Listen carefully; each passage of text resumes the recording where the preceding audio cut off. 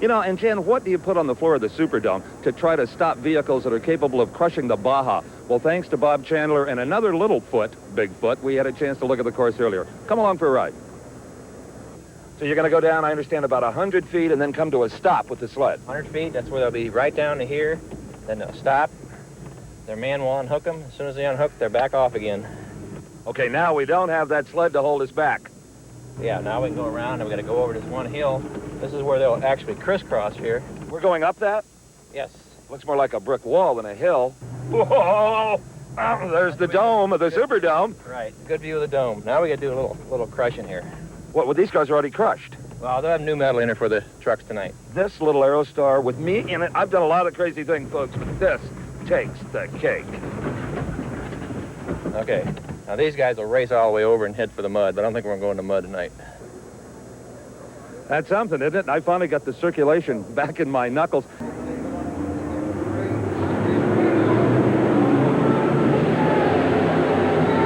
All right, they're on their way, side by side. Let's watch him now. It's the Michigan Ice Monster. Looks close as though he's ahead just a little bit. Here comes Rolling Thunder now. He bolts into the lead. Rolling Thunder. Now, here's what they're doing. They're pulling that 40,000-pound weighted sled. They are unhooking right now. The first guy to unhook and get back underway will be the leader. Looks like Rolling Thunder a little bit in the lead. Rolling Thunder is away. Oh, look out. Michigan Ice Monster now on the way back. Putting him to the test. Now, here's where they'll cross over. Watch them carefully. They'll cross over. You can see Rolling Thunder goes to the inside. Michigan Ice Monster goes to the outside. Here they are up over the first hill now. And here comes the old monster from Michigan. He's taking a run at that same hill, and up he goes. Watch him now as they go to the cars. Rolling Thunder up first. Here comes Michigan Ice Monster. Michigan Ice Monster's coming in, and here he goes up over the first car. Oh, Claude, we've got the windshield sagging and the hood's caving in. And we've got the Rolling Thunder is in a lot of trouble. He got off the cars. He's trying to get back on. You've got to stay on the cars. There's a bit of an edge now for the old Michigan Ice Monster. They look as if they're nose to nose now, don't they? You bet they are. Now through the mud. Michigan Ice Monster. Now through the mud stuff.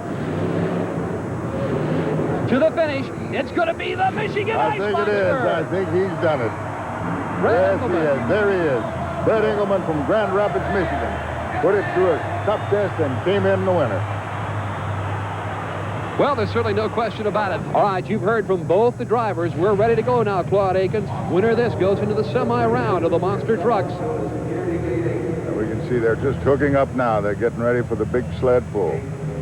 Kirk Dabney. Tightening up the chains. Looks as if your Blue Thunder's about ready. Kirk Dabney doing the driving in Blue Thunder. They're away. All right, and here we go. It looks as if old Jeff got the jump on him a little bit. He's out in front. Now they've got to unhook, right? Exactly. Jeff Dane way out in front. They look side by side right now, but Dane's got the advantage. He'll unhook first, and he'll be away all first. Right, and he is on the move. The Kong 2 is coming around into the first hurdle, and up he goes. Watch him now. Very carefully. Blasting away. Look at this. All right, he's got a little bit of edge over Blue Thunder. Blue Thunder's now making his first leap. The Kong is over the first set of cars. There he goes. Blue Thunder a little out of shape. I don't know if that control stick has hurt him or not, but look at him. Just pulverized those cars. Here we go. Gaining a little time. They're coming into it. He's trying to make up time. That's look at right. this. He's got to gain a little bit. Here we're into the mud. Oh, and he's almost going to pull it off. Awful close. They're awful close. Woo! Awesome Kong. Awesome Kong, the winner. And not by much, I tell you. That was a calm, cool, and collected Everett Jasmer as he gets ready to put the power to USA 1. This is one of the most colorful matchups as you're looking at two of the most famous monster vehicles in the world. They're underway, and Jasper literally bolts into the lead, leaving Starbird at the gate. Jasper jumps on the brakes with the 40,000-pound weighted sled in tow. They'll unhook him now, and he'll have a hot lead over the Monster Vet. He's making the move out, so he's going to come in with a good 2 car lengths ahead of the Monster Vet. It's a comfortable lead, all right, as USA 1 begins to line up for his charge over this mini Mount St. Helens here. Monster Vet is now making the run it is. Monster Vet trying to play catch-up here, but he's in trouble. That's right, that's right. I don't know if he can make it. Monster Vet's catching up. He's catching up, and he's taking him. He certainly is. Cliff Starboard, the monster vet, has now gone into the lead. USA 1 is now going to have to play catch-up. USA 1 had a little trouble over those cars. He's going into the mud pit late, and Monster Vet is out first. This is an upset as 28-year-old Cliff Starboard with the short wheelbase automobile has beaten Everett Jasper and the USA 1. Cliff Starboard. All right, they're just pulling out and they're tighten, and here we go, and it looks as if Bigfoot stepped off to a big lead. Sure did. Bigfoot way in the lead. He'll stop now. They'll pull a pin on that machine. Here's Frankenstein now snugging up next to Bigfoot. Bigfoot is back underway. Look at Jimmy Kramer go. Got a big jump on Frankenstein. He is really moving that. He's coming into his first dirt pack now, and he must be at least 4 lengths ahead of Frankenstein. Bigfoot. Up and ready now to crush cars. Look at Bigfoot now, thundering down, mashing those cars. He not only drove on it, he jumped on it. Now he's coming into the mud pit. Frankenstein in trouble. Frankenstein off the cars, as you can see. And here's Bigfoot down in the mud, deep in the mud. Bigfoot's going to win big. Jimmy Kramer. And Bigfoot, yo, your winner. There he is. The wheels hit the ground. Look at Frankenstein struggling over there. He hasn't even hit the mud pit yet. Here he goes now. Barry Wentz dumping it down into the mud, and I mean, he hit hard. Awesome Kong 2, driven by Jeff Dane. Jeff Dane, a creative young man, and I think, if I'm not mistaken, he's a hero in his own hometown of Killeen, Texas. Being a hero in your hometown is never easy. Here's the way it went down for me. I saw a thief with a gun jump into a car right in front of me.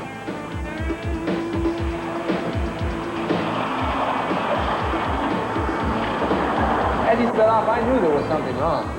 I jumped into my monster truck, just like any normal person would do, and gave chase. Stop! I'm in wrong! Stop him! The screams I had heard confirmed my suspicion. I had to stop him.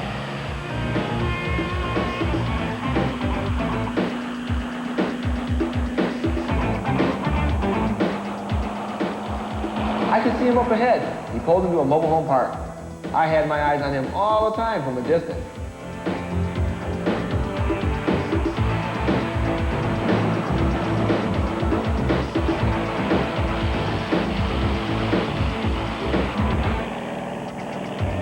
I could see he was slowing down, about to pull in front of one of those mobile homes.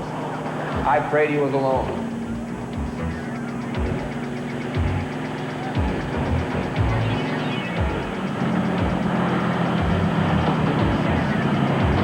I had to think of something real fast.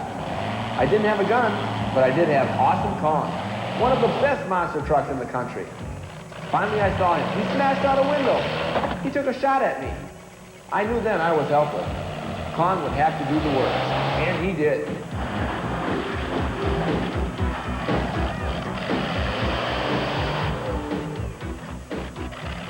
The destruction was awesome. I knew the thief was either dead or real shook up. I yelled to him, "Come on, surrender, or Kong would attack again." Lucky for him, he chose to surrender. You know, being a hero is tough work. And with the ringing of gunshots still in my ears, I soon realized, after all, it was only a dream.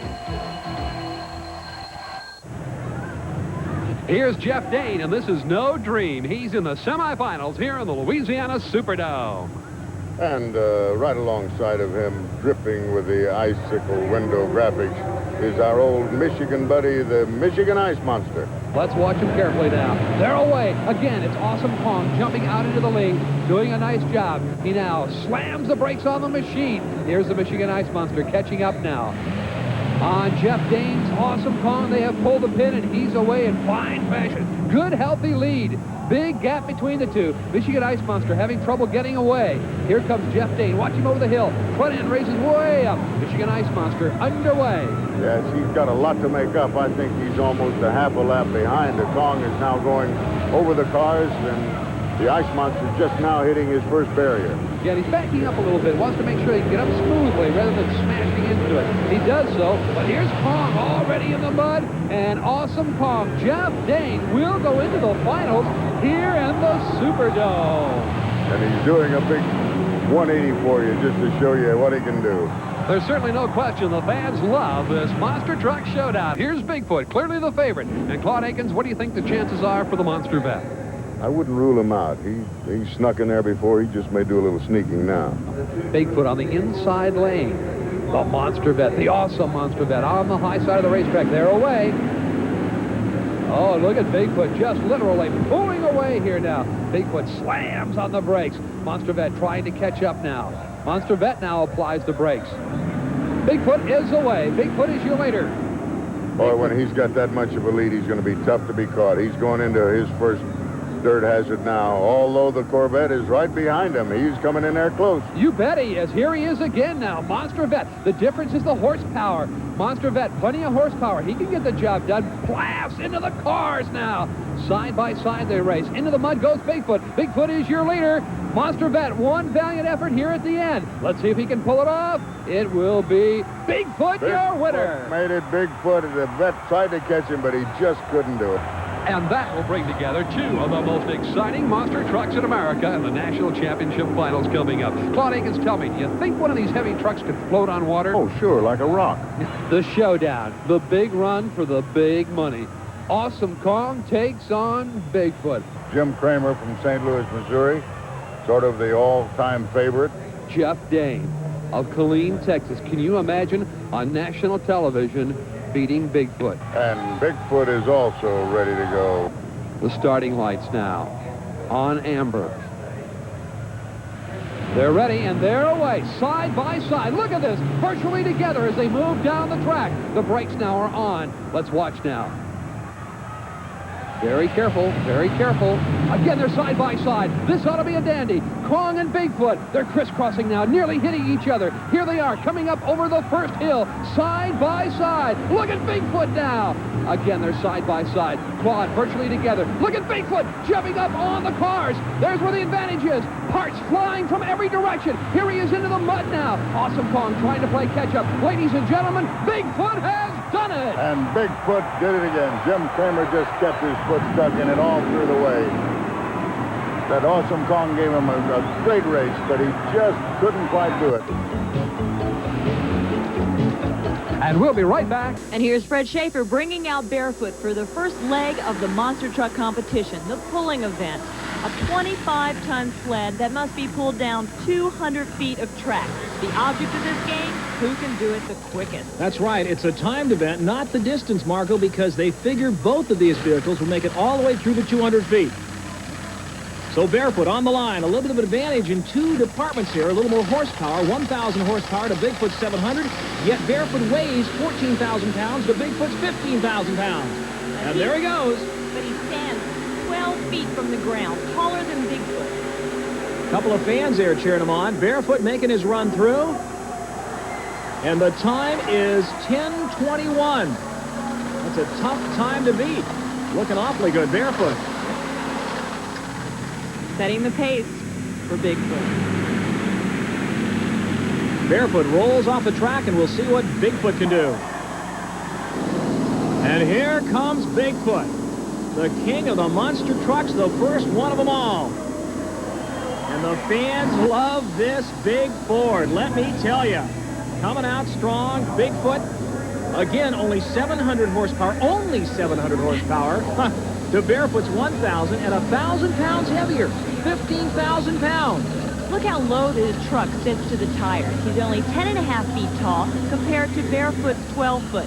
Means Bigfoot should be able to get that power to the ground a little better. Yeah, but Rich, a very good driver, a lot of experience in piloting this big machine. There's George Smith of Bigfoot's crew checking the hookup on this. Very, very crucial, the hookup. It's got to be right. And the Ford hooks up. Ford versus Chevy competition. The Chevy, a very torquey engine, a little more horsepower, a little less weight. The edge should go to Barefoot. 10:21 is what he's got to be. Here we go. Not a real fast one. And remember, they're going for time as they pull that incredibly huge sled. 25 tons all the way down the other end. The tires grip on the ground beautifully. And it looks close. Let's wait the time from the track officials, but it looked as if Bigfoot may have gotten a better start out of the hole. And look at that. An upset, 9:43 of all events in this competition. This is the one that Fred was really counting on. Tough break, Margot. Barefoot is supposed to have the advantage. Again, horsepower should play a part here. Well, Bigfoot surprised a lot of people here in the Louisiana Superdome in the first round. Let's see what Barefoot can do now. More horsepower, a little bit lighter. This is a drag race, a timed event over 12 cars. He's going to have to be more aggressive here. He's just going to have to come out of the hole and charge at those cars because it's obvious that Bigfoot is here to win and Barefoot's just got to be more aggressive. Again, it's a timed event. They're going on the clock. Barefoot coming up first. The big Chevrolet against the Ford of Bigfoot. And here we go, the drag race over 12 cars. The big Barefoot machine on the line. Gassing it, hitting the first car, and backing off, Marco, not that aggressive.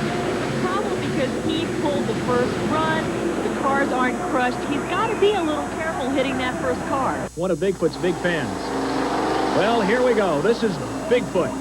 Bigfoot 1 and Barefoot 0 going into this race. Let's see what Bigfoot can do. The Ford entry. And the Ford and Chevy fans are almost equally divided here tonight in New Orleans.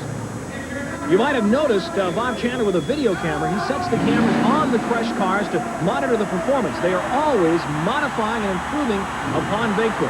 And Bigfoot's reputation is on the line tonight. Rich lines it up. He's got to look out the driver's window. He can't look out through the windshield because he can't see the cars direct on, especially when he hits them, because he's going straight up in the air. There he goes, and again, he does not slow down, Margaret. He keeps the pedal in the metal. Over the cars with the pedal on the metal, too, and for a bouncing landing. Welcome back to the U.S. Hot Rod Triple Crown of Motorsports, brought to you in part by Budweiser. For all you do, this Bud's for you. Thank you, sir, very much. I can't believe you pulled that off. This next event is a leaping contest by Monster Trucks, head-to-head. It has never been done before. And head-to-head like we've never seen before.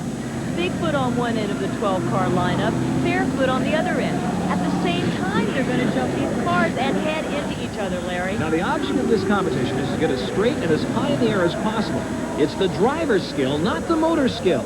They're both fairly equal in horsepower. They're going to launch off the line. There's Fred Schaefer and Barefoot looking down the line. His crew coming over and talking to him. And it looks like Barefoot has got a problem. They're checking the steering lines there, seeing if there's fluid coming out of it. Well, I'll tell you, fluid is leaking out. You can see it underneath. Fred Schaefer has been plagued with problems all night long. Well, we've talked with Jim Harris on the floor, and Fred has decided to go for it. Steering problems, hydraulic fluid problems, or not. And there they go. They are getting air, up in the air. That's Barefoot, and Bigfoot almost goes over. Bigfoot almost rolls, and Margo, that'd be a 9 on the Richter scale. But he had to get that air as he approached those cars, and that might just be the ticket for the win here. Fluid is still leaking out of the steering line of Barefoot. And the word from Jim Harris, tech director, Bigfoot has won this event. Let's take another look at the replay. That's Barefoot right there, and Bigfoot has won. There it is. Bigfoot completely off the cars and almost going over on the left side. And Barefoot just creeped over his car. Come off the ground. Well, Bob Chandler has just told Rich Hooser to go out and give the crowd a show with Bigfoot. And everybody with the Bigfoot organization is celebrating this one. Rich did an incredible job, outstanding job. Remember now that Bob Chandler videotapes each competition, takes it back to the Bigfoot offices to analyze frame by frame to see where and how he can improve this incredible machine, Bigfoot. Videotaping has become a major part in all forms of competition that helps you analyze what your equipment is doing. There you go, showing off a little bit. Bigfoot, flipping around, four-wheel steering, and four-wheel drive.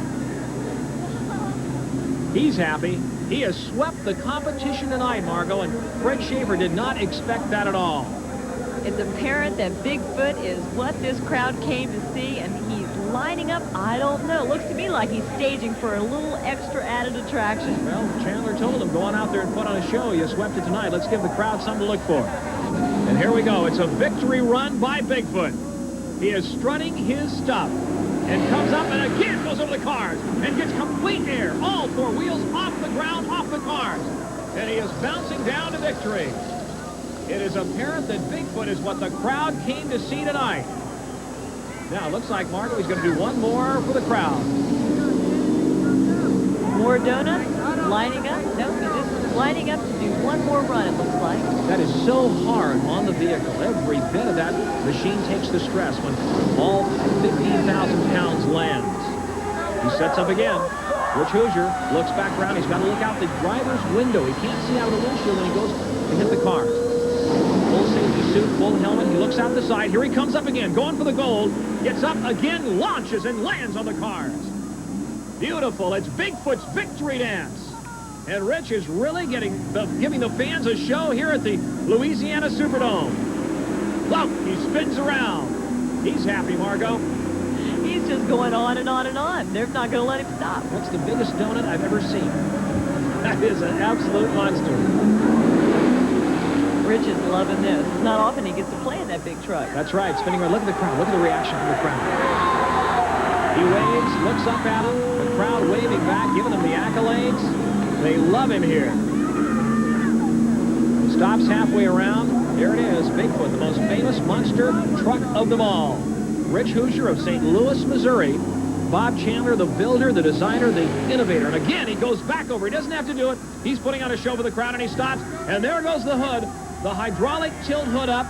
Ladies and gentlemen, Rich Hoosier of St. Louis, Missouri. I'm Brett Kebner along with Shelley Herman. We are ready for elimination-style monster truck action on a closed course. And indeed, the very first pair up includes the incredible Predator of Alan Paiso from Michigan and this incredible tow truck.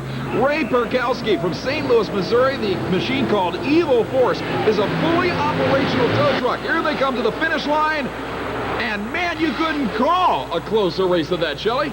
That's really something I've never seen Evil Force run before, and I'm glad he doesn't have to put his own tow truck to his own usage. Well, the winner has been declared the Predator of Alan Paiso, the supercharged Chevrolet, but you got to credit the Ford driver with the original pickup truck from St. Louis. A tremendous effort. Now, this is an unusual event, an unusual course in the sense that the finish line is actually in the air. These vehicles will be airborne, heading at each other on two different tracks.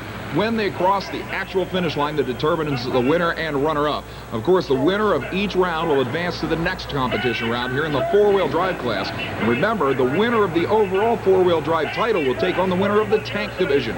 Here you see that last set of cars in which in the middle, in the air, is the finish line. Paiso a little sideways. Watch the landing. Boy, he takes a hit in the cockpit. The machine very sideways. He manages to keep it upright while hanging out of the driver's side window to take the win by a matter of inches.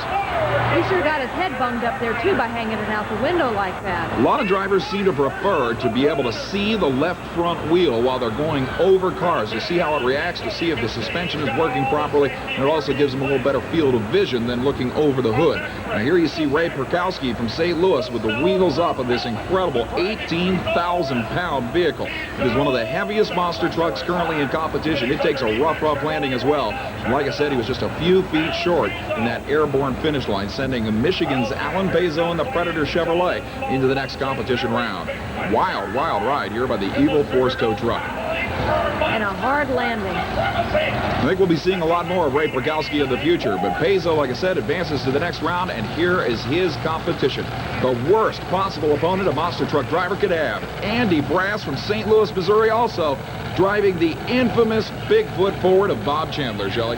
It's bad for Predator, but it's great for the fans. They all love Bigfoot, and a lot of them come out just to see Bigfoot compete live. Couldn't ask for more. Look at this packed house watching a Ford versus Chevrolet battle between two of the biggest names in the business.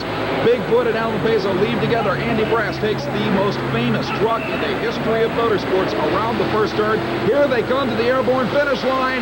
Bigfoot by a full truck length. But look at Paiso. Unbelievable sideways bounce and a landing that puts him in the mud pit. Unbelievable effort put forth by that 22-year-old Michigan driver. He had trouble holding on to it earlier, and he wound up in the mud this time, and I hope that steam that we saw was just because of the the mud hitting the engine and nothing broke. Actually, the smoke we saw, I think, was coming out before he ever got into the mud. I think the landing may have broken one of the power steering pumps. Here it is in slow motion. We'll get a chance to see. Now, this is a wild, wild ride. He hits the cars at an angle. That's what put him sideways. Look at this thing in the air. Unbelievable landing on the left front tire. And that did indeed break the steering pump. There you see the smoke coming out, as indeed I believe the exhaust headers were being sprayed with power steering fluid. But what a ride! Finally ending up in the mud. Look at him in the cockpit, just being thrown all over the place, even though he is strapped in tight with a 5-point harness system. Unbelievable ride for Alan Paiso. You couldn't ask for that young man to have tried any harder, Shelley. And this is the winner. As you can see, a perfect lineup to hit these cars. He hits, and look at the height that he gets. It's that kind of action that makes him number 1. Well, Andy Brass had a pretty rough landing. It's amazing, as you pointed out, though, the hit was perfect. The machine actually took a nosedive up to the left front, even in the air. And as you can see, a lot of bouncing after landing. The tires compressing. A tremendous driving job by Brass.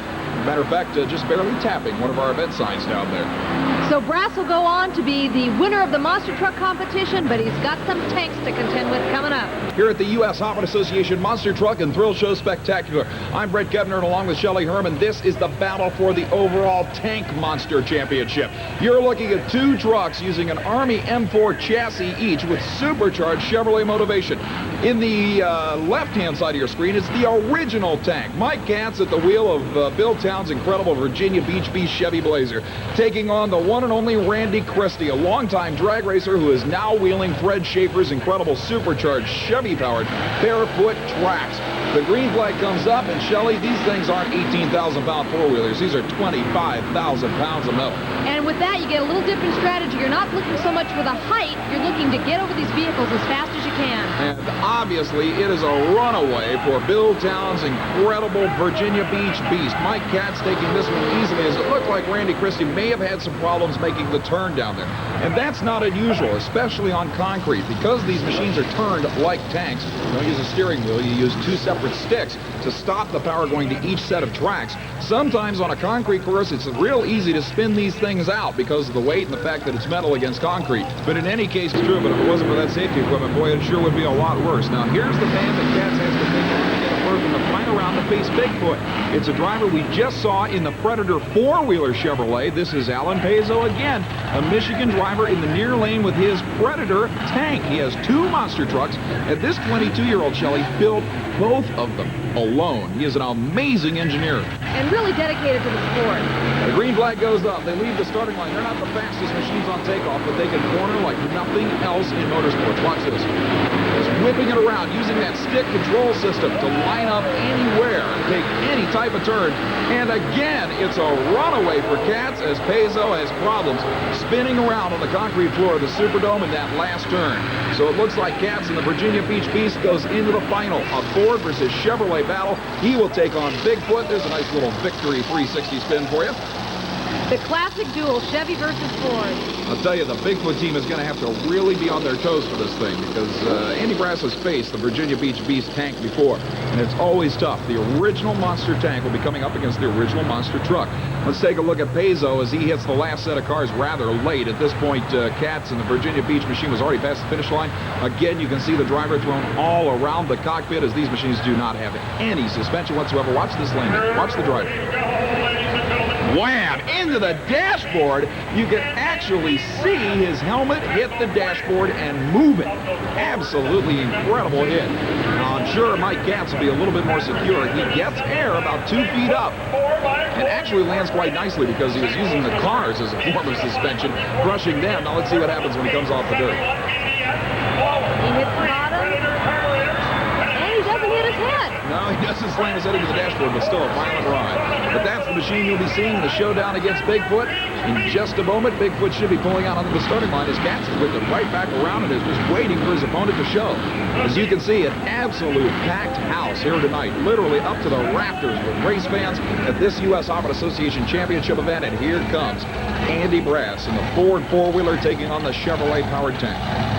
Boy, the crowd are on their feet, too. You can just hear them. They love this kind of competition. Well, rightfully so. Like we said, this is the original Monster four-wheeler against the original Monster tank. Two machines that started two different segments of the same motorsport. The flagman has them lined up, ready to drop the green. There we go. And we're underway in the championship battle here at the New Orleans Superdome for this U.S.HRA Association championship title. Andy Brass takes the turn a little wide with Bigfoot. Now gets back on the throttle. Here comes Katz in the tank. Side by side, Bigfoot by a full truck length. I'll tell you what, that was driving by Andy Brass. He took that first turn too wide and still came back to make up the difference. Well, like they say, what Ford stands for, first on race day. In this particular case, it's absolutely true. As Katz goes down to beat by about one full truck length, you can see Andy Brass already waving to the Bigfoot fans. They are thrilled with that one. Now, it looked like Katz's run was perfect in every respect, and very seldom can a four-wheeler outrun straight against the clock one of these tank machines. He lands hard in the center of the cars, but remember, he's not getting the air that the four-wheelers are. Comes out of the cars fine. It looked like just about a perfect run. He gets thrown around a little bit in there, but we can see a lot of smoke out of the engine. That may have indicated a problem. In fact, there's Katz looking back at the motor behind him. So apparently there was a problem with the power plant. Now watch Andy Brass's last hit. At this point, just going to clear these cars and get over that finish line in the air. There's the win, and here's the landing right after it. Beautiful, smooth landing. A little bit of a bounce. Wheels up for the fans as Bigfoot comes back down to earth. Once again, a champion. How many times have we seen this sight on ESPN's coverage of SRO Pace U.S.HRA Association Championship action? Bigfoot driving away for the victory. 80 feet to stop. Something else we've been seeing in 1990 at U.S.HRA Association Championship events across the country, Jerry, is kind of a pre-race ritual of crushing the cars with a monster tank. What benefit are we going to see from the black gold van? Well, he's going to be crushing the cars down because the cars are now more or less like they are would come off the street. And he's going to be crushing them down so both trucks will have an equal advantage. Now, you'll notice that the cars in the other lane have not been crushed down totally yet. The black gold is going to swing around and pass over these cars. This is a heavy machine, so he really squeezes them down so as to make these racing service very equal. 20,000 pounds of Army M4 personnel carrier with a Ford van body on top. Monster truck qualifying, and this will give us the pairings for the first round of competition. Coming up first, it's going to be Bigfoot, the current points leader, driven tonight by John Pyatt. He'll be going against Clint Dadgett with Thumper 2. Here we go.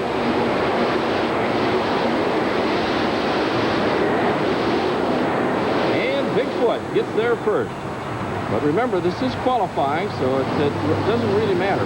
Coming up next, it'll be Rocky Mountain Thunder, driven by Nick Jackson.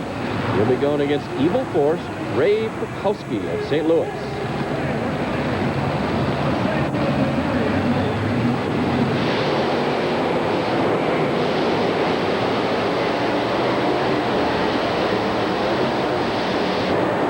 Wild run between these two trucks, both getting down, shut down all right. All right, coming up next, it's Kid Stuff, driven by Norman Grogan. This competition pulling up alongside of him will be the Chi-Town Hustler, driven by Kevin Dabney.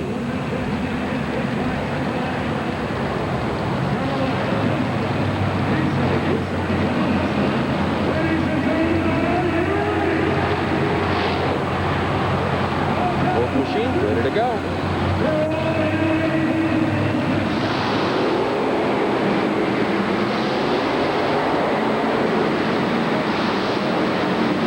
Chi-Town Hustler getting there first. Let's check his time now. Well, you can see obvious problems with the brand new Kid Stuff Chevrolet. And here comes Taurus. Jack Woolman from Granite City, Illinois. Now, this is the new breed of monster racing truck. All fiberglass body and a special design chassis just for racing.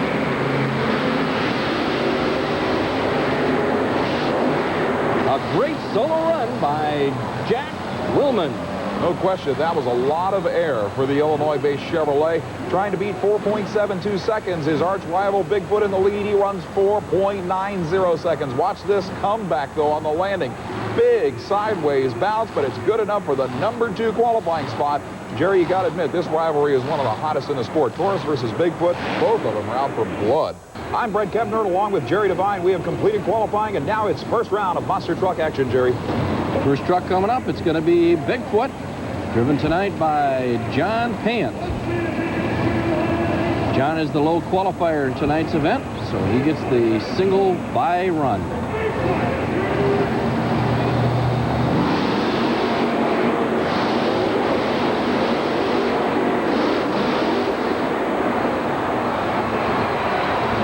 Crowd definitely seemed to like that solo effort, and of course John Payant trying to see how close he can come to a qualifying effort of 4.74 seconds. There you see that new bump that has already affected the racing quite a bit. At 4.88 seconds, though, Jerry, he looks like he's doing plenty strong. Beautiful lead there.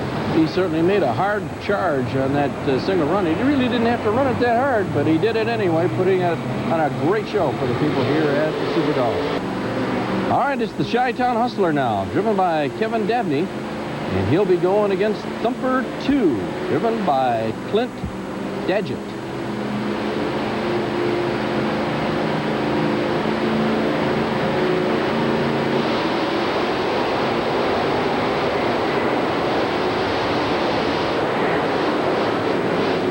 Thumper 2 takes the win. He'll go into the semifinals. A lot of smoke out of the Florida-based Ford, though. If I had to guess, Jerry, I'd say that was a power steering pump that went away, spraying the hot exhaust headers with the fluid. That's where the smoke comes from.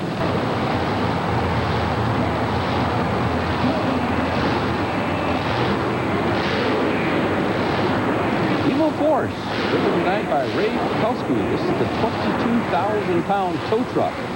He'll be going against Horace Jack Willman.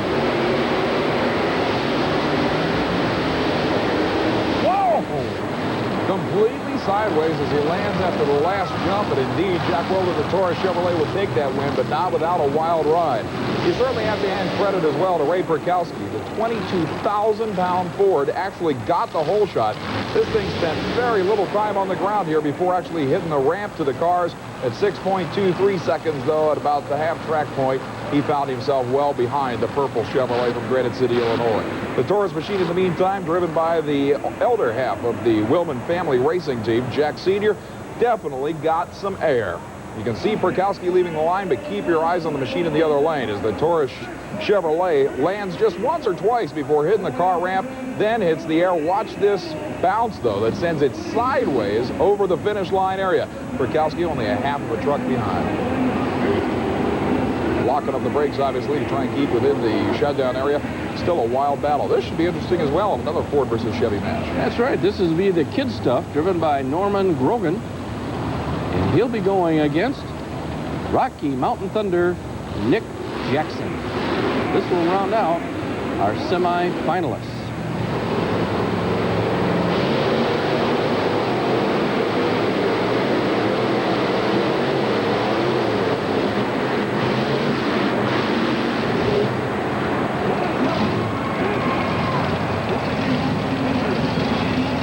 We determine the finalists in the Monster Truck War, Jerry. Thumper 2, driven by Clint Dadgett. And he'll be going against his competitor, rolling up to the starting line, Bigfoot. John Payant doing the driving.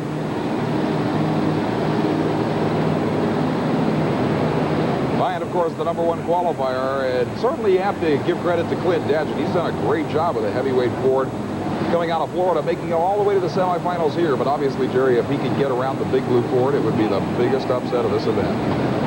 Sure would, Brett. John Payant, 27 years old, but Clint Dadgett is 10 years younger, just 17 years old, sitting behind the controls of Thumper 2. Certainly has to be one of the youngest monster truck drivers in the country.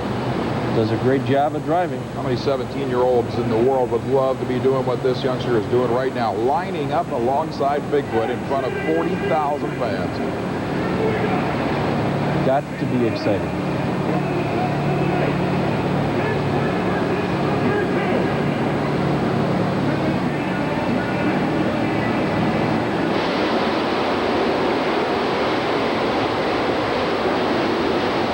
It's Bigfoot. But not by much. I'll tell you what, the crowd loves every minute of that. Again, that smoke problem that apparently is still the power steering pump for the Dadget family entry out of Florida. But John Pyatt comes from behind to win that match literally in a matter of inches. His quickest run of this event at the 470 zone. Thumper runs 483, and that loss by far his quickest run of the event. Beautiful leap there. You see the smoke as soon as it lands, as again that power steering pump problem comes back. But in the other lane, Bigfoot literally only a few inches out in front. The elapsed time of the Big Blue Ford had to be awesome if Dadget lost in 4.83 seconds.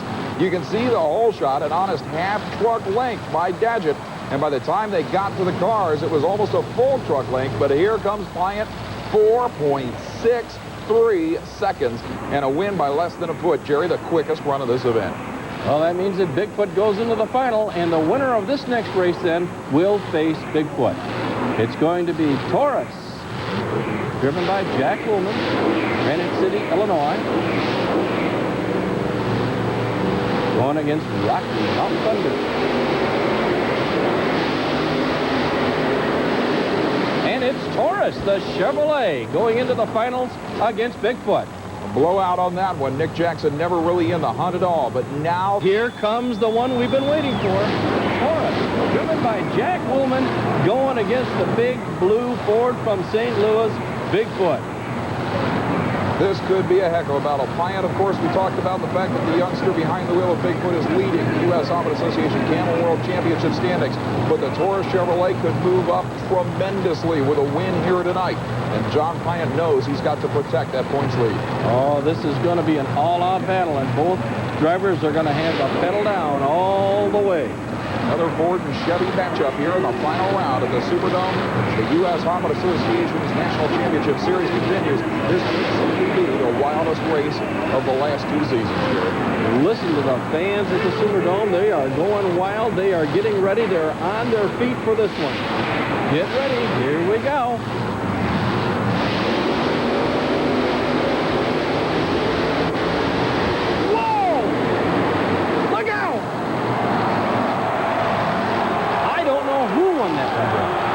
Absolutely the most incredible final round you could ever hope to see. And I honestly, Jerry, did not know who won it either.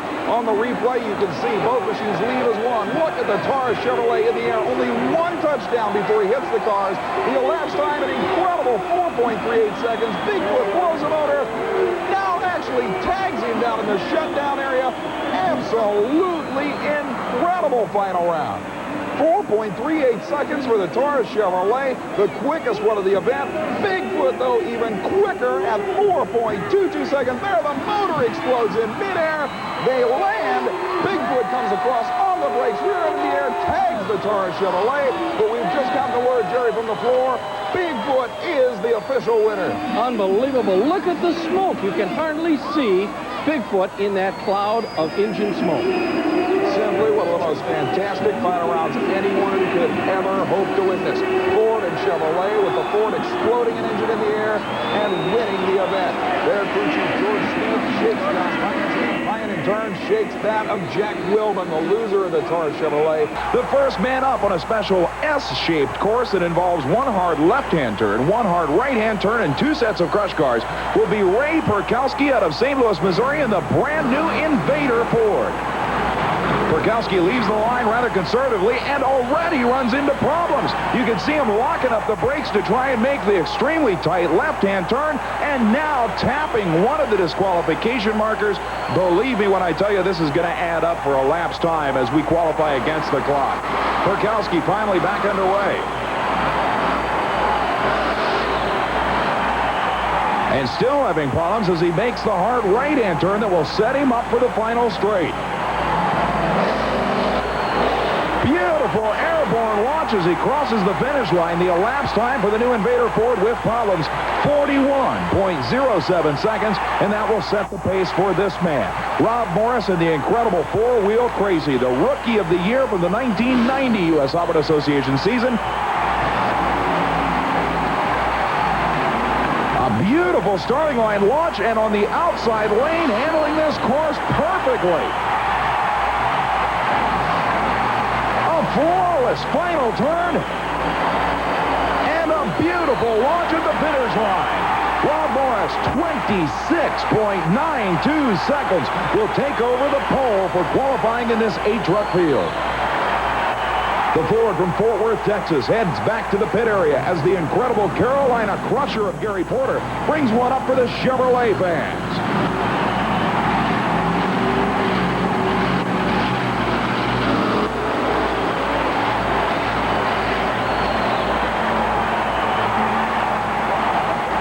Not quite as serious, it appears, as Rob Morris was. Now finally getting onto the loud pedal as he moves into the final turn.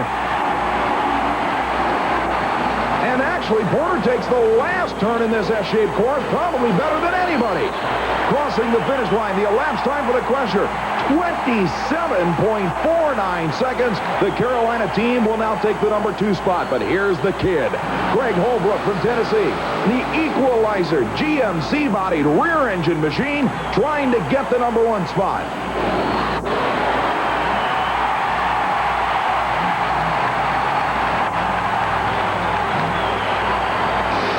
A beautiful turn using the staggered rear wheel steering, and Holbrook crosses the finish line nicely. The elapsed time for the kid, 26.41 seconds, and the nation's youngest professional monster truck driver on the USHRA Association Camel World Championship Tour. And here's the one everybody's been waiting for.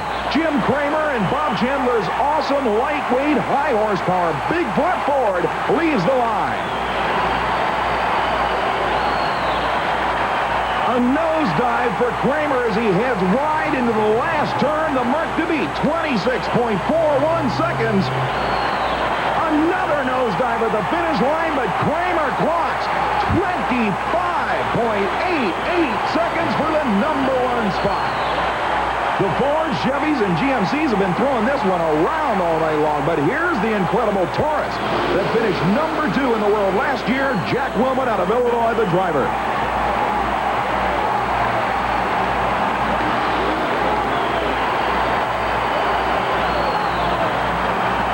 Appears to be on a great one. If he can make this turn solidly, he'll have this one wrapped. Perfect turn. And a beautiful leap across the finish line. The elapsed time for the Taurus Chevy, 23.39 seconds. That will take the number 1 spot back again for the General Motors fraternity. And speaking of Chevrolet products, take a look at this one. Dale Harris's incredible full-body 1957 Chevrolet Monster. Cold Casper leaves the line.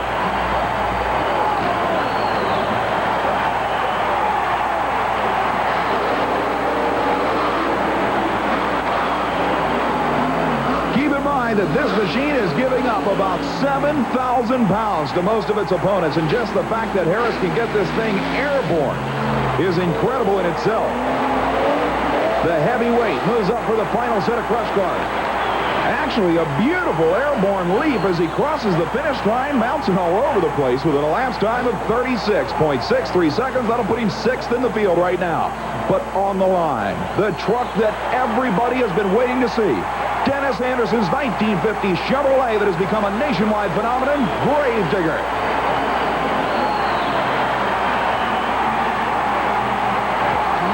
On the outside lane, swinging it around the first turn. Remember, Taurus, the Chevrolet from Illinois, is in the lead on qualifying at 23.39 seconds. Anderson lines it up for the final hit. Beautiful airborne leap.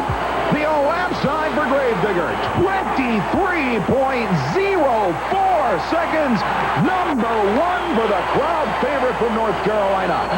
And the big green machine itself pulls to the line. The number 1 qualifier, Dennis Anderson's Gravedigger, against Rob Morris's 4-wheel crazy number 5 qualifier in this field. In the first side-by-side battle, they leave the line dead even. And the 4-wheel crazy Ford with the inside lane on the first turn has a beautiful one going. Anderson really will have to lay on the throttle to make it up.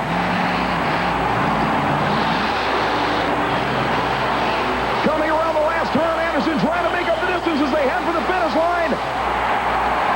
Anderson sideways and into the center wall. Rob Morris hard on the brakes as he takes the win. An incredible wheel-to-wheel dash. The 1990 Rookie of the Year, Morris, in the blue Ford from Texas, had a distinct advantage in the first full straightaway. But look at Anderson, flat-footing it, trying to make up the distance as he goes into the final turn. That little bobble there made him push even harder. And then airborne at the finish line, sideways in the air, into the inside retaining wall. Anderson, serious chassis damage on the green machine. An upset first-round loser.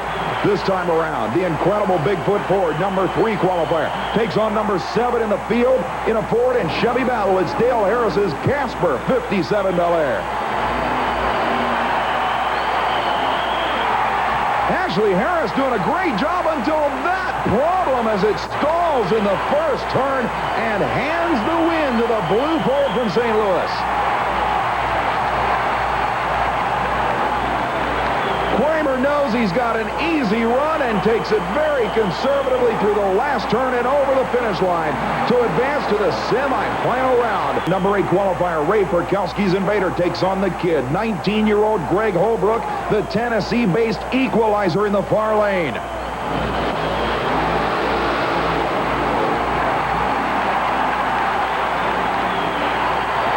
And problems for Holbrook, but now problems for Perkowski. It evens it out, and a big, big bounce for the Invader Ford, and that will be all Holbrook needs in the equalizer. But now another problem for the GMC with rear engine power.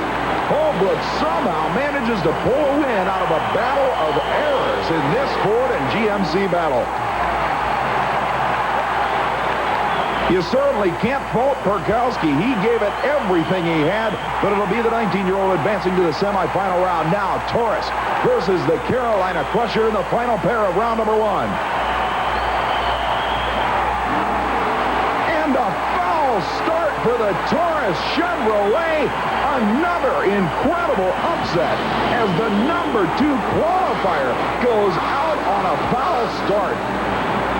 Gary Porter in the Carolina Crusher must not realize that he's keeping it flat-footed all the way around, but a very, very upset Jack Wellman will head right into the pits. He knows what kind of violation he committed on the starting line, and Porter's orange and red Chevrolet will advance. Ford versus Chevrolet in a final round is guaranteed as each of the semis pit Ford versus Ford and GM versus GM. It's Bigfoot and Jim Kramer leaving the line right with Rob Morris in the four-wheel crazy Ford. Incredible leap for Kramer as he heads into the second turn beautifully. A little bobble in the middle of the turn, but not nearly as bad as the problems experienced by the four-wheel crazy driver who fails to make it around the second turn. Meanwhile, on the starting line, it's GMC versus Chevrolet. Gary Porter's Carolina Crusher, Greg Holbrook's Equalizer lead the line side by side. Porter with a big advantage. It's up to the kid now to make up the difference. The winner will have to take on Bigfoot. And it looks like Porter's got it wrapped. But he runs into problems. So does Holbrook. Who can recover first? It's the kid in the Equalizer advancing to the final round in an upset. Unbelievable battle that saw Gary Porter's Carolina Crusher with a huge advantage going into the final turn. Takes on the best-known monster machine in the history of the sport. Bigfoot versus the Equalizer for the championship dash of the Superdome.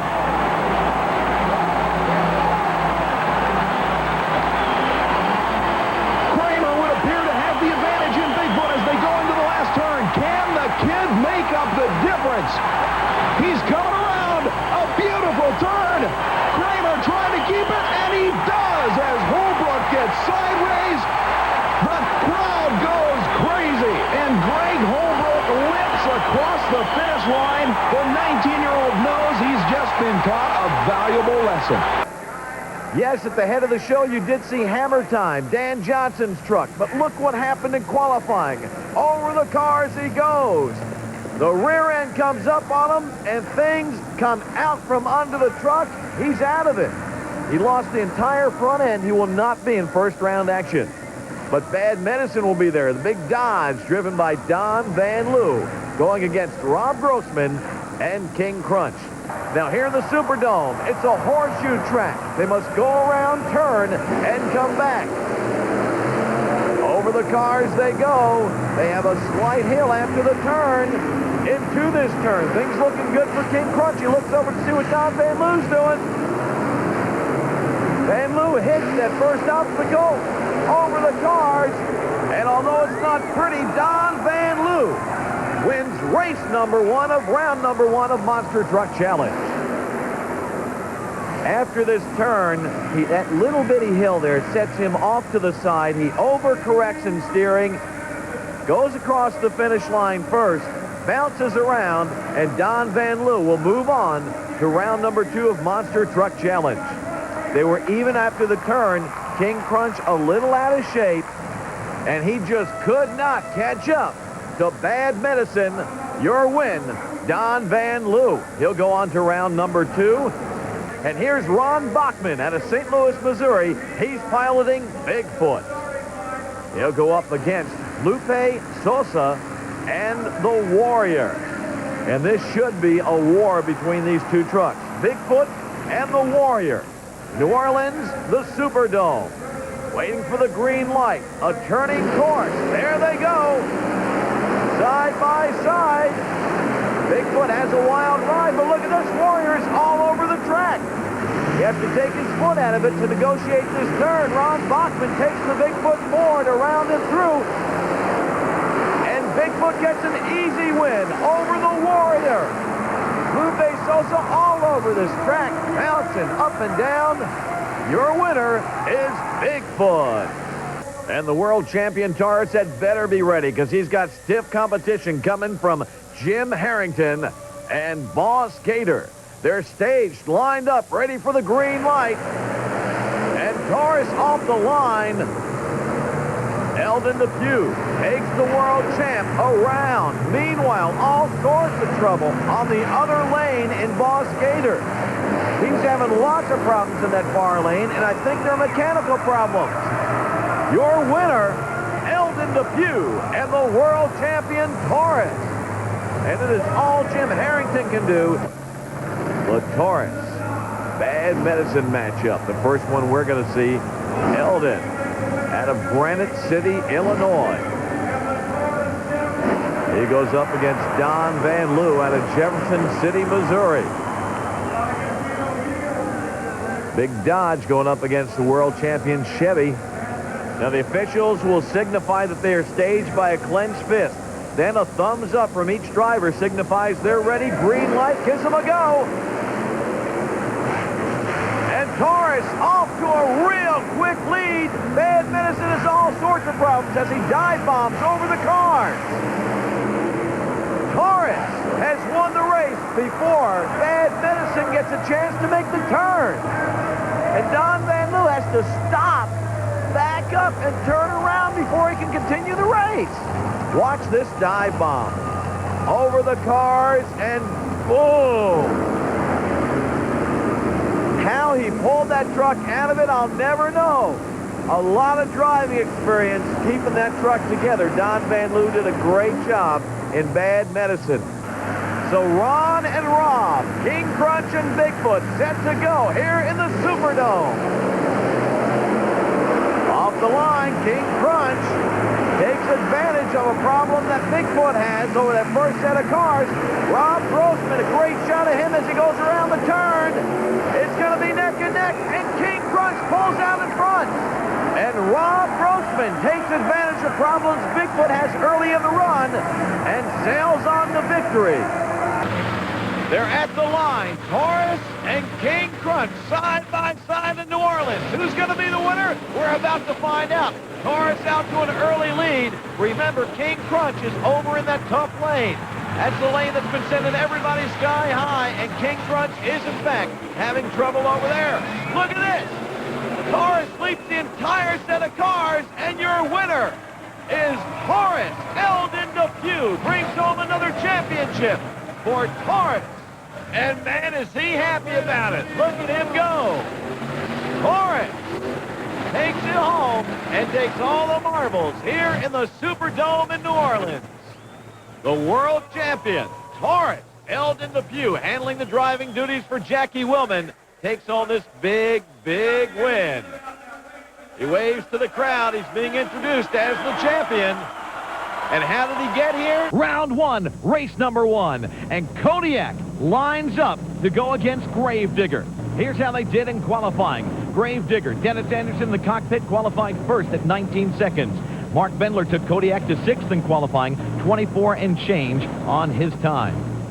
They're lined up and ready to go. Remember, they're facing each other before they go into this turn. The most important part here will be the driver, how he can maneuver his truck. On the start, a nice jump for Gravedigger. Kodiak having a little bit of problem. Digger is maneuvering this course beautifully.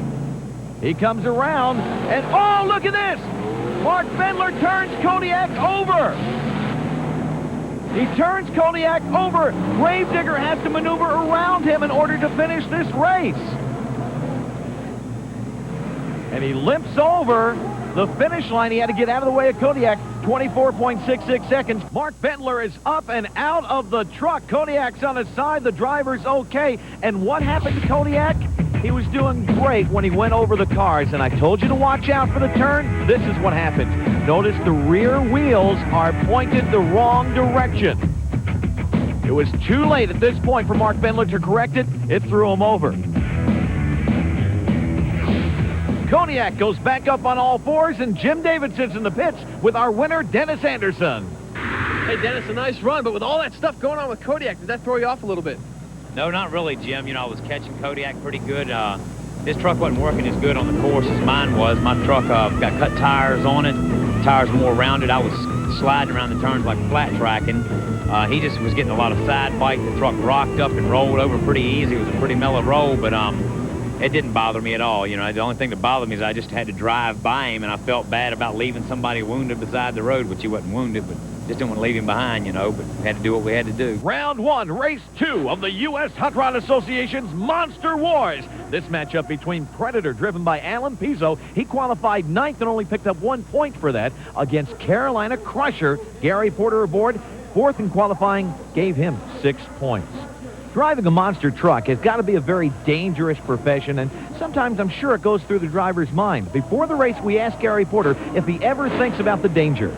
But every time, you know, when I'm pulling up to the line, you know, I'm sort of thinking about what can happen, what has happened in the past. But, you know, once I pull to the line and stage, you know, I just, you know, blank that out of my mind, because, you know, I can't take it down the track with me. If I start carrying it down the track, then I need to get out of the truck. Carolina Crusher going against Predator. The Superdome, New Orleans, they're lined up and set to go. Over the car on the start. Now, power up into the first set of cars. Predator looking very, very good as he goes into turn number one. Carolina Crusher is already there. Gary Porter picks up a nice lead. What great handling. Look at the way he uses that rear steer going into the turn. Predator's trying to catch up, but it's too late. Porter wins it. Carolina Crusher by less than a second over Predator. The trucks are staged. Taurus off the line. And now powers up to approach the cars. First Blood is there. Now, First Blood going into this turn looks very, very good. Taurus, he's already over the second set of cars and heading home, and First Blood seems to have been backing off. He does back off. Taurus is finished, and First Blood is still trying to get over the course. The time difference over 5 seconds. Taurus gets the win. Equalizer takes on Tropical Thunder in this matchup, and both drivers know they need the points on this win. Equalizer qualified 10th and only picked up 1 point. Tropical Thunder was 5th in qualifying, and he got a whopping 5 points for that one. And now it's ready to go racing time. No qualifying here. This is all-out racing. They face each other off the line. Tropical Thunder takes a bad bounce. Equalizer seems to be in control. Tropical Thunder has been really struggling this season, and Equalizer has been sailing through these races. And it looks as though he may actually lap Tropical Thunder as he just limps over the second set of cars. Equalizer's having to back off because he's going to run up Tropical Thunder's tail here. Wayne Smolzanek has lots of problems. I'm not sure what they are, but he's a full 7 seconds behind Equalizer. Action continues in the U.S. Hot Rod Association's Monster Wars. This is Creo style in New Orleans. This matchup pits Barefoot and Invader. Invader, driven by Ray Perkowski, he qualified 8th. Barefoot, with Fred Schaefer aboard, was our 3rd fastest qualifier. He gets 7 points for his effort. Barefoot is the big Dodge. Invader the Ford. Off the line. Now look at this. Barefoot opens up a lead early on. Invader has to struggle from behind. Fred Schaefer has Barefoot just dialed in on this. He goes into the final turn. It is all Barefoot. A full 4-second lead for Barefoot over Invader. As Gravedigger goes against Predator. During the break, Jim Davidson asked Alan Pizzo what it would take to beat Digger. Well, we're going to have to make up good time, in the corners, and hopefully, where the cars stay low. Every time you're in the air, you don't make forward momentum, you're losing time. So we try to keep it low and, make good time around the track. Gravedigger doesn't stand a chance, does he? Now we're going to try and put him down. They are staged on the start. Predator looks awesome, but so does Digger. Digger is first to approach the cars going into the turn. Dennis Anderson cuts it very close, but does not have a problem. Predator has to back out of it. He's lined up. He's got to catch up to Digger. Can he do it? Digger is already up and around. Oh, Dennis Anderson gets a great win over Predator. First Blood comes back in as the second fastest loser. He's got something to prove in this matchup against Carolina Crusher. Off the start, both trucks look good. First Blood, oh no, First Blood loses power. He's struggling to keep it going. Carolina Crusher, meanwhile, is into a good run. He has to back out of it so he doesn't run into First Blood's tail. First Blood gets going again. He's still in this race, but no, he loses power again, and Carolina Crusher takes it all. First Blood has problems. He's a full half lap behind Carolina Crusher.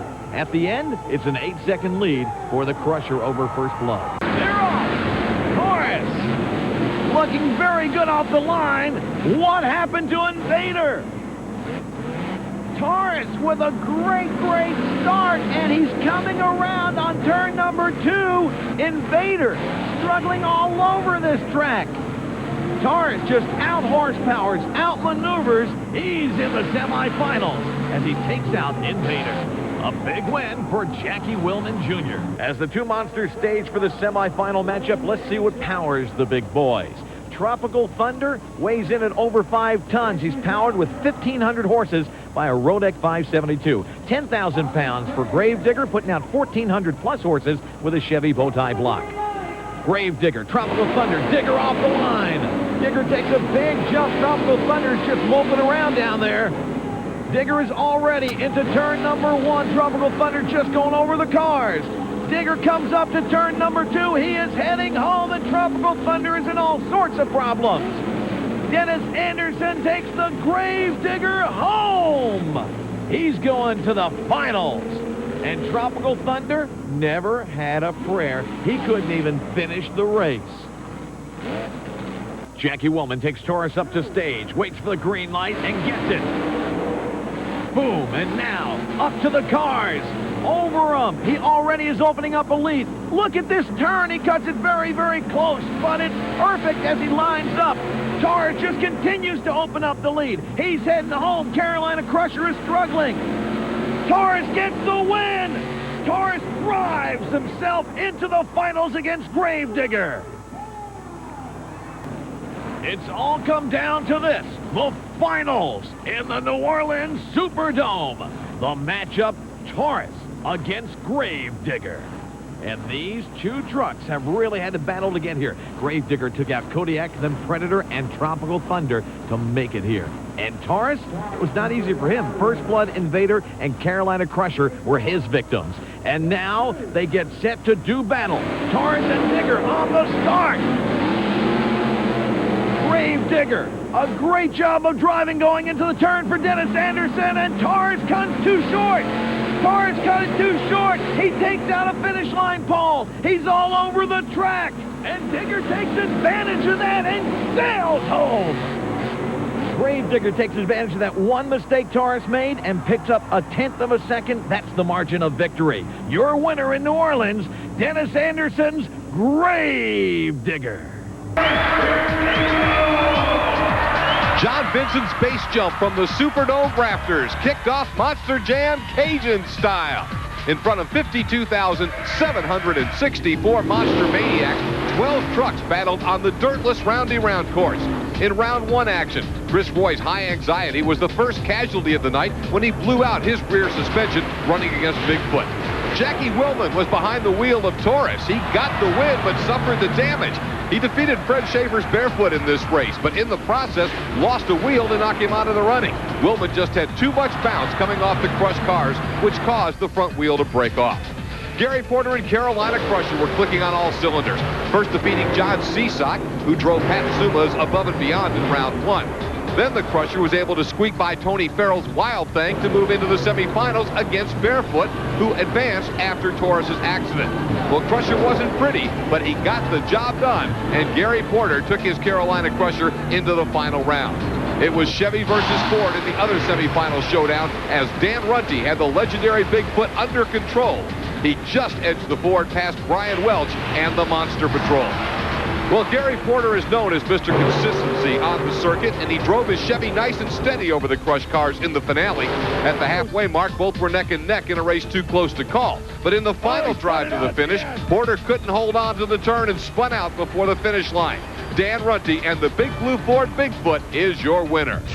Court was in session in the New Orleans Superdome as 12 angry monsters convened to decide who's chairman of the board.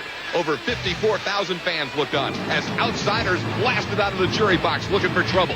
And that's just what he got, nearly rolling it in the corner as Ron Nelson and Bustin' Loose blew past him for the win. Jim Jack and Reptoid got a quick start on Brian Welch and Monster Patrol, but a broken front end would cost him the race as Monster Patrol advances. Next up, Alan Pizzo and Predator gave it just a little too much against Chuck Jordan and Survivor, but look at this save. You were looking straight up at some lights. What happened? I guess I gave it way too much throttle over that first hill and got myself in trouble. Are you okay? I'm all right. We're certainly glad to hear that.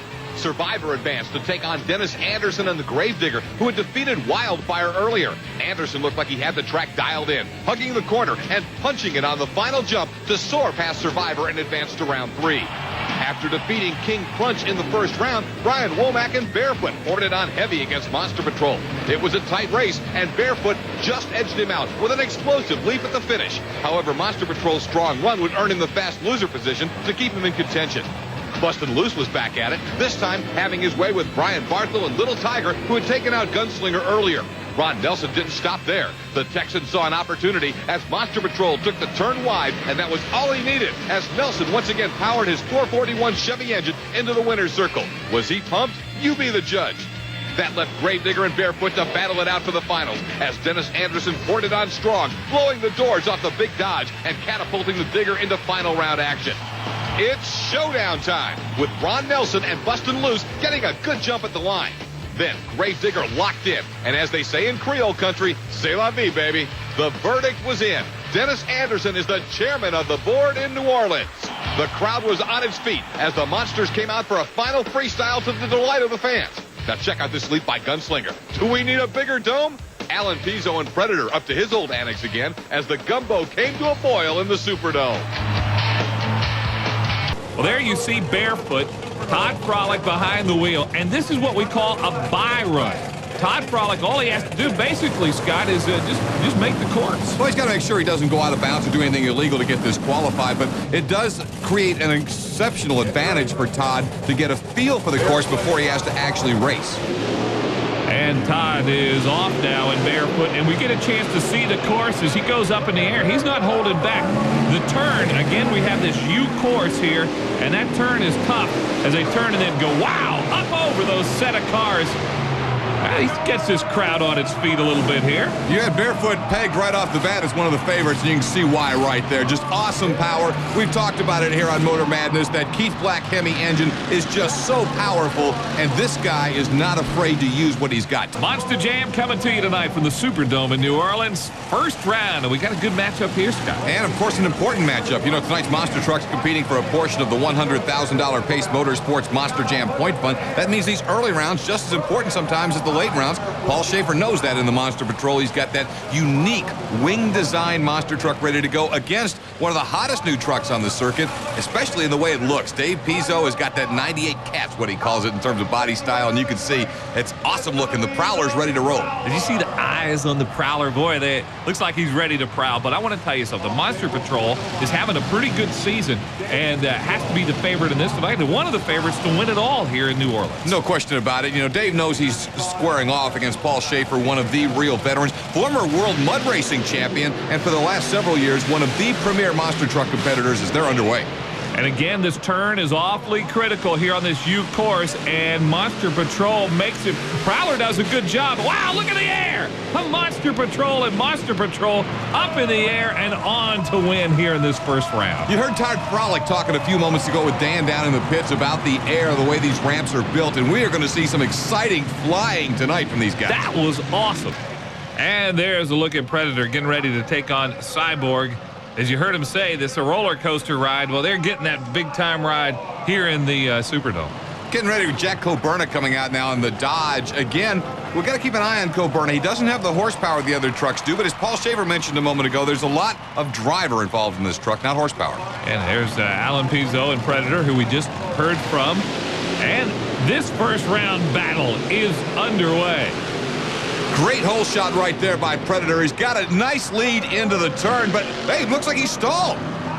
Yeah, Predator is stalled, and that means that Cyborg over the cars and through, and Cyborg will advance on here in the first round. He is red hot. And there you see him, and I think the crowd here at the Superdome knows it. Scott Hartsuck in that Ford. Been in this business 6 years, which is a relatively short time, but he is very, very talented. You know, the Chevy-powered trucks and the Chevy machines have been dominant of late, and I know a lot of Ford fans are really, really getting a kick out of seeing Gunslinger rising to the top against these guys. But here's Dan Patrick, another GM product, that 898 Chevrolet with a big block engine. Boy, for a first-round matchup, this is going to be quite a battle here. Sampson and Gunslingers, both trucks are ready to go on this U-turn course, and we'll see who can get the hole shot. That seems to have been pretty important here, too, because it is such a driver track. As we've heard drivers say, it's not so much horsepower. It's a lot of driver involved in this track here in New Orleans. Could be another track, though, where Gunslinger's turning ability might be an advantage. He's got a great start, though. Actually, a slight lead on Sampson early on. Boy, you are right. Look at that turn. Gunslinger, a great job making the turn, and it's going to be Gunslinger. And he won it on the turn. Just so smooth through the turn, and by that time, Dan Patrick just had to try and give it everything he had, but it was too late. Tough. Busted loose. We heard about Ron Nelson, who is indeed the underdog, and a big underdog to Gravedigger. Yeah, what I found interesting, though, is that in the pits there, Sampson was already talking about he's going to probably have to race Dennis Anderson in the second round. I think Ron Nelson would like to shake that plan up just a little bit here in Bustin' Loose. But always, anytime Dennis Anderson pulls up to the line, he's a contender to win, and most of the time a favorite. 17 years at it, and certainly nobody will drive a truck harder or get more out of it than Dennis Anderson. We'll see if Ron Nelson and Bustin' Loose has anything for the favorite here in New Orleans. And it's Gravedigger with the early lead, but he's off the course just a little bit. And not too bad, though, but you want to stay off the concrete. Didn't hurt him much, and he is in control. Gets some pretty good air and wins easily. Gravedigger advances on, and we will get that Gravedigger-Sampson matchup a little later. And you see there inside the truck, Dennis Anderson, pretty excited about that run. Guarantee it. He really hit that baby perfectly, except for getting off on the concrete. Well, there's Todd Frolick, driver of Barefoot. He hopes he doesn't have a tail slap in this run. It's going to be a good one. Barefoot going up against Monster Patrol. It's hard to win when you tail slap, I'll tell you that. These guys want to keep it a lot more under control. And these are two guys who can do it. Great veterans and outstanding trucks, and both get off to a good start. That's Monster Patrol in the near lane, and he's off into the concrete. We'll see if it hurts him. Didn't look to. That's a great turn by Monster Patrol. Hey, what a great job of getting some air, and Monster Patrol on to win over Barefoot rather handily. You know, I'm thinking back to the beginning of January when we started 1999 on Motor Madness, and Barefoot and Todd Frolick looked so good, but ever since then, it has been nothing but bad luck for him. And here, that is not so much the horsepower. It is exactly how you drive this course. There's Gunslinger getting ready to go up against Cyborg. What an interesting matchup we have here. Again, Cyborg is the truck with the two-wheel drive, the only one, and Jack Coburn, as he told us earlier, thinks that's a decided advantage going through the turn. But no one has been getting through these U-turn courses better over the last several weeks here on Motor Madness than this guy, the big Ford from Oldsmar, Florida, Scott Hartsock, and the Gunslinger, looking for another notch to put in that belt. Scott has really been the man to beat in these big arenas where we do have these U courses, and we'll see what he can do. And as you said, Cyborg thinks he may have the formula to win here because it is such a driver track. Well, both trucks are staged and ready to go. Let's see how Cyborg does. You know, Jack Coburn knows in U.S. hot rod sanctioned competition, he doesn't have the horsepower, but he tries to make it up right here. Gunslinger got a hole shot big time. Now, it's a good job getting around the turn by Cyborg, but it's going to be Gunslinger, just too much horsepower there. And he, again, just feathers it through that turn so well. Scott Hartsock is really on a roll right now, and Gunslinger, again, is going to the semifinals, and there you see it. He's shooting another one down. All right, there's Dennis Anderson. Gravedigger has to be the favorite here, going up against Sampson. Let's see if Dan Patrick, the veteran that he is able to correct what went wrong for him in round one, which was getting off course. Right, Sampson, the fast qualifier. Listen to that crowd here. Boy, are they into the Gravedigger. They are ready for him to run. And he is the favorite to win it here, no doubt about it. But Dan Patrick, such a veteran. We heard him tell us the adjustments that he's going to make. And as Scott said, let's see if they work. Let's see if he can hang tough with Gravedigger. He has beaten him before. It's not something that he's never done in his career. He has beaten him, so we will see what happens here. The advantage, again, may come in that turn. Dan Patrick seems to struggle sometimes on the U-turn courses, although Dennis got a great start, and Dennis is the one off on the concrete. But Dennis got a great start. Gravedigger off to a big start. Up and flying over those cars, it's going to be Gravedigger. It was the start, I think, that won that for Digger. Almost turns that over again. Well, it almost looked like a replay from Indy when he was coming down and just kind of hooked in the dirt and went over. But look at the Gravedigger fans standing and cheering Dennis Anderson. Oh, what a popular win here in the Superdome. I would have to say Monster Patrol's a solid favorite here, unless Dan Patrick can figure out a way to get through that corner a lot smoother and then be straight and squared up for the end of the course so that he can really use that Hemi and power on to the finish. There you get a look at Monster Patrol. The trucks are staged. We are ready to go. And remember, this is a U course. The turn is very, very critical. So is the beginning. Looks pretty even early. Monster Patrol may have a little edge heading into this turn. And as they make it, here comes Sampson over the crush cars. Boy, it's very, very close. It appears Sampson held him off at the finish. Again, remember now, it's not where they land. It's the yellow cones that mark the finish line, but there's the key. Sampson, for the first time tonight, really got through the turn beautifully, and bang, right there at the yellow cones, Sampson had the edge by maybe 6 inches. And you'll remember Dan Patrick told us that he had not found the right line. He had been searching for it, where he found it then and pulled off of what I consider a little bit of an upset over Paul Schaefer. Taking another look right here as they come to that finish line. You can see, again, right there at the yellow finish line. That's the key, folks, as you're watching it. Even though, again, as we've talked about, Paul Schaefer got more distance on the jump. That didn't matter. It's at the finish line where Dan Patrick was the winner.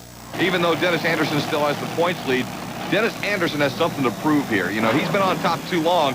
He doesn't like these new hot shots like Scott Hartsock coming up and stealing the thunder, as he did the last couple of runs at Indianapolis and, of course, back to San Antonio here on Motor Madness.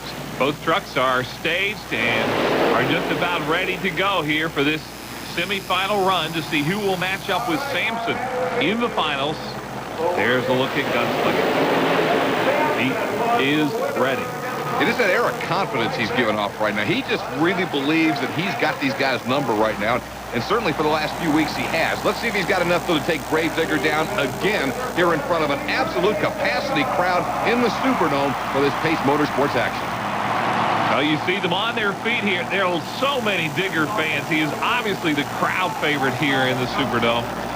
That's Digger, who is on the top of your screen. Far lane.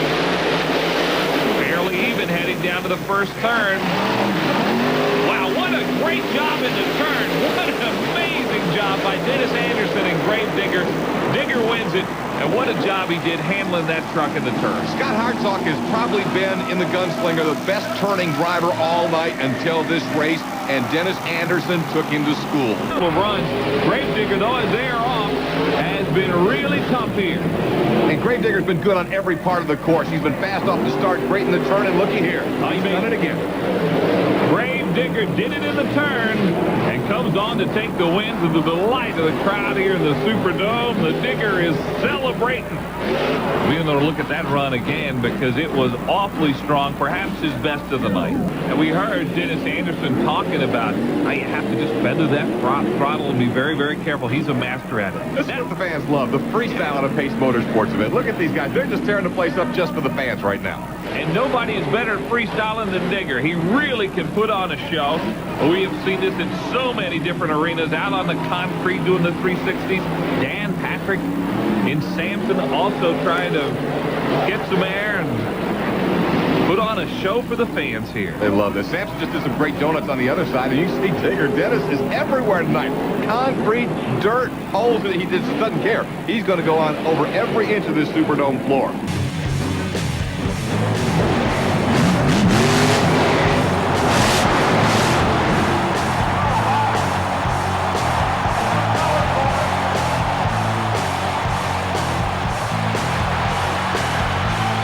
Some of our safety crew running over there to him. Right now we're trying to make sure he's all right, make sure he gets out of there, because he took a nasty little flip right there, right at the edge of the crushed cars. And there he is. You see the helmet out. Dennis is out, and it looks like he's no worse for wear. Wow. That was an ugly spill right there, but I'll tell you, the crowd is absolutely on its feet and going bananas.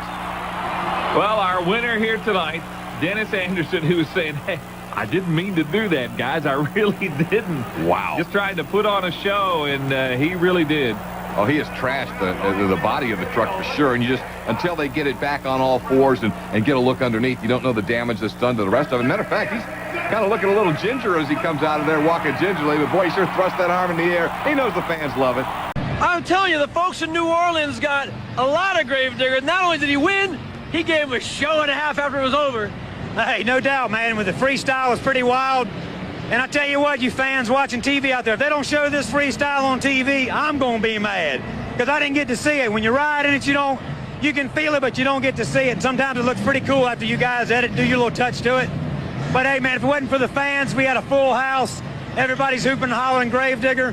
I was here to win. Oh, Scott with Gunslinger, he'd been cocky a couple weeks, so told him the old young boy's going to have to be knocked down a little bit. And we done it, and here we are. We got a tore-up truck. And thanks to my crew guys, Clifford Thomas and Josh Garcia. If it wasn't for those guys, I wouldn't be racing either, along with my fans. Thanks a lot. I got to tell you, you say we edit things up, make it look cool. We don't have to touch that footage. That looked awesome. All right, good deal, man. I didn't get to see it. Maybe I'll see it on TV myself. You will. Keep your eye on this. Fantastic weekend. All right, thanks a lot.